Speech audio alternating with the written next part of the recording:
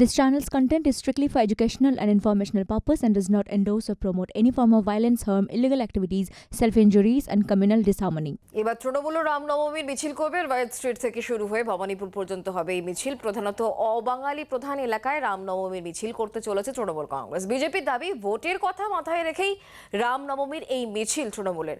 অন্যদিকে তৃণমূলের বক্তব্য, রাম কারো একার সম্পত্তি নয়।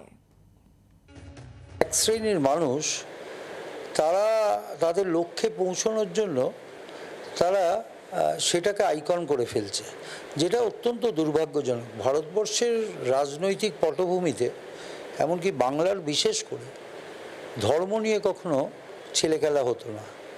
যেটা যারা করছেন তারা লক্ষ্যভ্রষ্ট বা বুদ্ধিহীনতার পরিচয় দিচ্ছেন। সমস্ত জিনিসটাই হয় পুঞ্জিকা দেখে।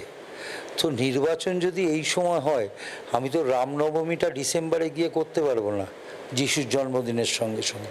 আসলে যারা এই কথা বলছেন তারা তো উন্নয়ন নিয়ে কথা বলেন না, তারা ডেভেলপমেন্ট থেকে সরে গেছেন। তাই তাদের ধর্ম নিয়ে রাজনীতি করতে হয়। ধর্মটা আমাদের হৃদয়।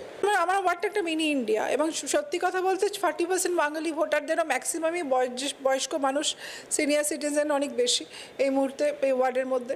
তো আমাদের এই ওয়ার্ডে কোনো বাঙালি অবাঙালি ভিত্তিতে কোনো কিছু করা হয় না। যখন কোনো অনুষ্ঠান হয়, আপনি মসজিদ পাড়া বলে একটি আমার পাড়া আছে ওয়ার্ডে, যদি আপনি চলে যান সেখানে দেখবেন যে যেখানে আমার শীতলা পুজো হচ্ছে সেখানে মুসলমান ভাই বোনরা আসছে। আবার ঈদের সময় আমরা বাঙালিরা, গুজরাটিরা সেখানে যাচ্ছে। নবরাত্রিতে গুজরাটিরা যে অনুষ্ঠানটা করে সেখানে আমরা যাই, সকলে যায়, মুসলিমরা অংশগ্রহণ করছে।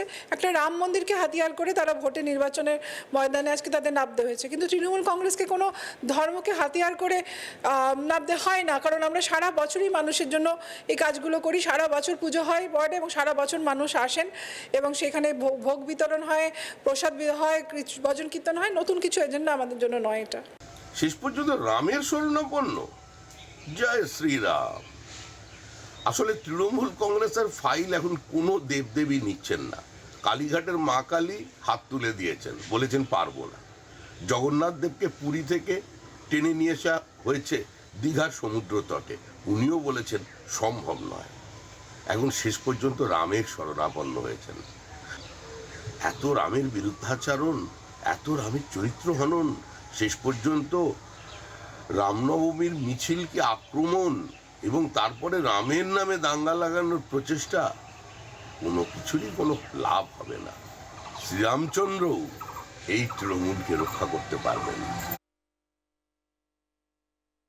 ভবানীপুর বিধানসভা কেন্দ্রের মধ্যে পড়ে 70 নম্বর ওয়ার্ড, আর রাসবিহারী বিধানসভা কেন্দ্রের মধ্যে পড়ছে 81 নম্বর ওয়ার্ড।